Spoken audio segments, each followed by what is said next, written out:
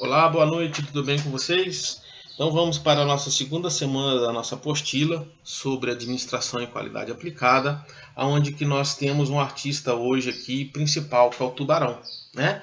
Onde que nós vamos contextualizar aqui o perigo e o risco, uma vez que vocês já estudaram isso em Introdução à Segurança do Trabalho, né? É um conteúdo inicial, né?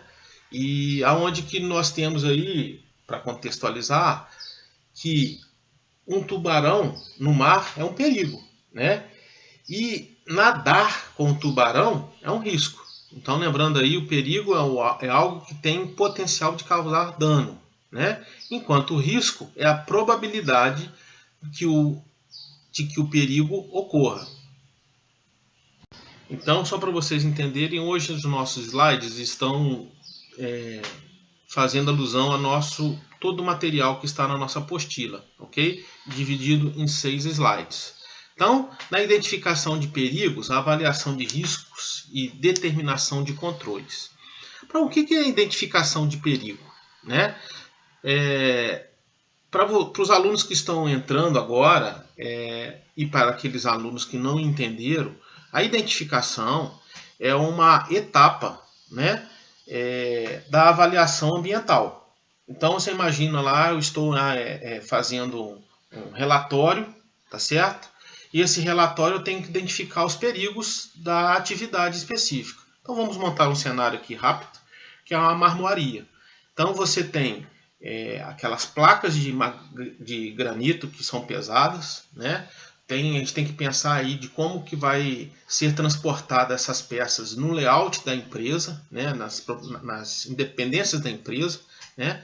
Normalmente essas placas ficam estacionadas num local e isso é transportado para a área de produção, então de corte, né? Onde que essa área de corte tem muito barulho, tem muita poeira, né? Às vezes, numa tratativa de diminuir a poeira, eu observo, né, no levantamento, que existe o corte com jateamento de água para diminuir o impacto da poeira no ambiente, né? Então essa água ela é usada, projetada na lâmina para diminuição da poeira. E ela é conduzida para o ambiente. Normalmente esse local ele é úmido, uma vez que tem esse corte, né? Então, identificado um outro perigo aí, umidade na atividade, né? Então, tem a condição de a outra fase, que é a de colagem, por exemplo. Você imagina uma pia, né, que foi cortada, uma peça de granito, e ela tem outros acabamentos, então tem uma parte de colagem, né? Então, só aí eu já tenho 4 fases da identificação de perigos, né? Lembrando que eu tenho um estoque de materiais, de cola, de tinta, né, que é uma pigmentação que eu coloco, então é outra condição. Como que é feita a tratativa desses perigos, né? Então, para ocorrer o acidente, faz a necessidade da existência do perigo, ok? Então, nós identificamos o perigo, né? Agora nós temos que implementar o gerenciamento desse risco. Então, é um programa, né, de uma forma dinâmica, tá certo? Que é onde que eu vou tentar minimizar os riscos e a eliminação de perigo, tá? Então, como exemplo, está na apostila de vocês uma tratativa, que é uma normatização, a OSHA 18001, aonde que tem como exemplo na estruturação aí as atividades rotineiras e não rotineiras, né? Então, para nós, o trabalhador que está fazendo corte com essa peça é uma atividade rotineira, ok? Ele vai pegar a peça, vai cortar, isso ele faz aí o dia todo, né? Vai colar, mediante, às vezes tem isso dividido por equipes, né? Tem o funcionário que transporta, tem o funcionário que corta, tem o funcionário que cola, né? Às vezes não. Então nós, como exemplo, essa situação, tá? Na tentativa de determinar a redução dos riscos, né? Existe a hierarquia, tá? Onde que nós encontramos aí como exemplo a eliminação e os equipamentos de proteção individual, tá?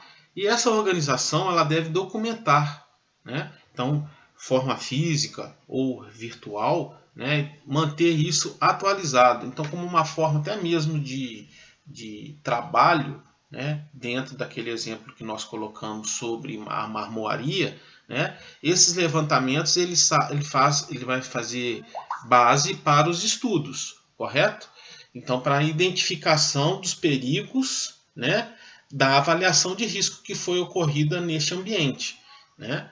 E essa organização deve assegurar que os riscos de SSO sejam controlados, né?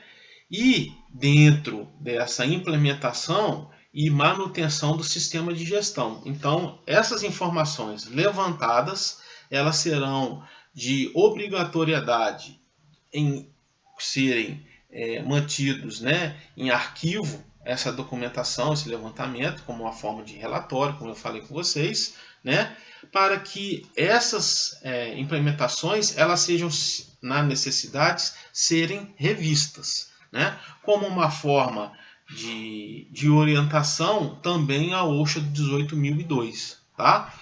E recomenda-se que a identificação do perigo, bem como a avaliação de riscos, sejam realizadas por uma equipe de SMS, né? Então, lembrando aí, um técnico em segurança, né?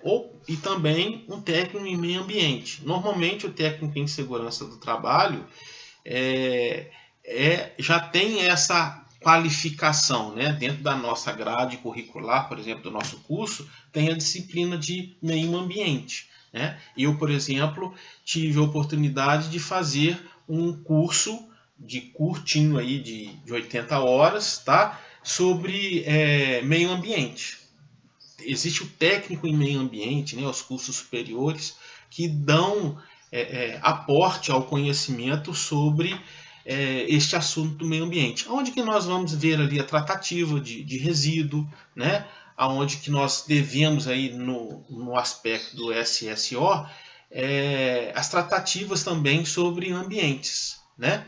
E para finalizar esse slide, também essas equipes elas podem ser subcontratadas, então terceirizadas. Então a empresa, mediante a sua necessidade de fazer esse documento, esse levantamento ambiental, né, tem o PCMAT, tem o PCMSO, tem o PPRA. Essas empresas de medicina do trabalho, normalmente, elas fazem esses levantamentos ambientais dentro dessas expertises, né? E elas são subcontratadas para a execução desse serviço. Desses serviços que eu falo, levantamentos ambientais. Então, o requisito 4.3.1 da OSHA 18001 diz que a organização deve documentar os procedimentos para identificação contínua dos perigos e danos à avaliação de riscos, né? Então, nessa modalidade do nosso exemplo, vamos aí trabalhar sobre na tentativa da identificação. Então, a primeira coluna, ela deve apresentar a atividade, né?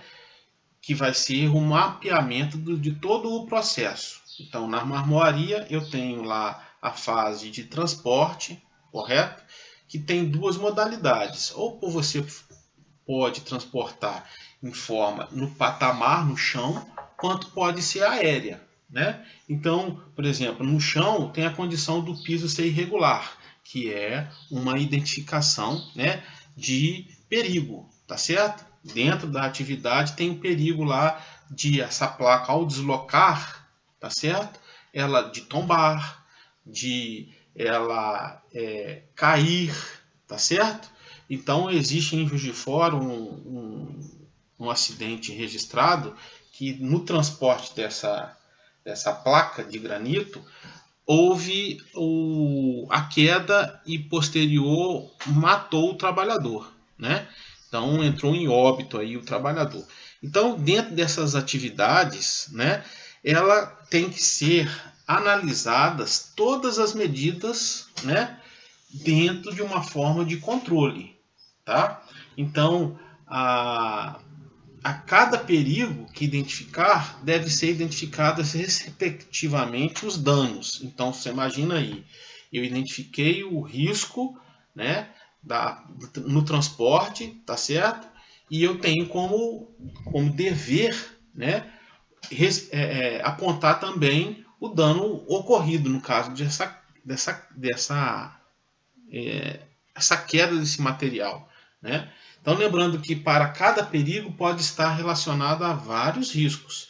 Então, por exemplo, na hora que eu estiver transportando esse material, esse local que essa placa de granito, por exemplo, está condicionado, pode ter um animal lá peçonhento, por exemplo.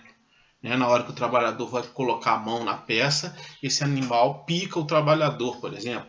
Então é importante essa identificação também sobre esse risco, né?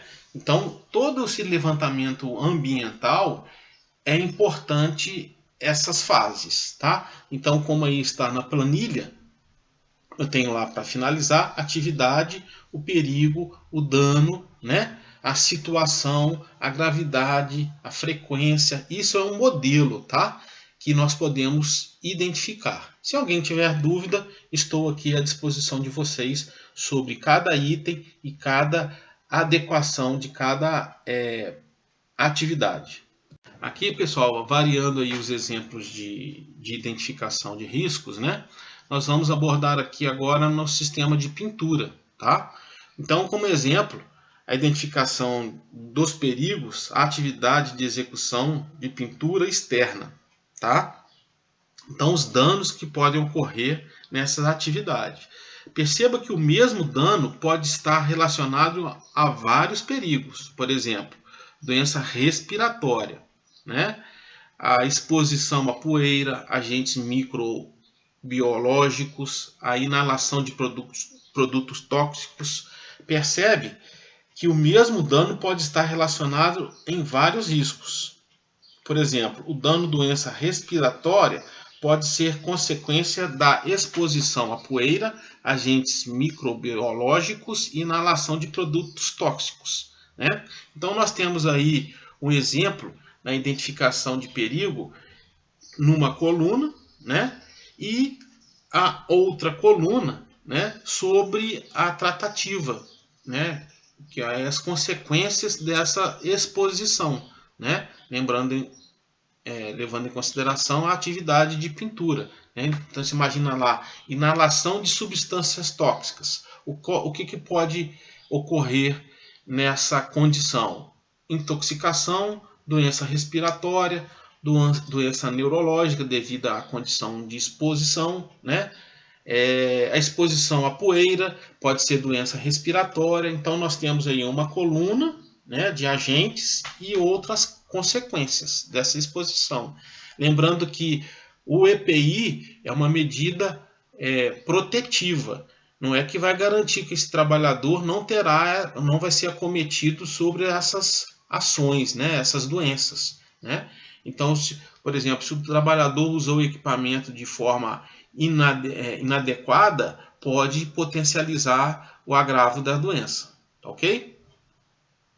Então vamos aqui para a nossa resolução dos exercícios, entendendo que vocês absorveram o nosso conteúdo, né, da nossa apostila. O que seria a primeira questão? O que seria a OSHA, né? Nada mais, nada menos que é uma norma internacional, né, que ela visa ajudar a eliminar e minimizar os riscos e perigos ocupacionais, né? O que garante a minimização de riscos e a eliminação de perigos existentes? Seria a implementação de um gerenciamento de riscos, né? Número 3. Qual hierarquia deve ser seguida para determinar os controles ou considerar as mudanças nos controles existentes?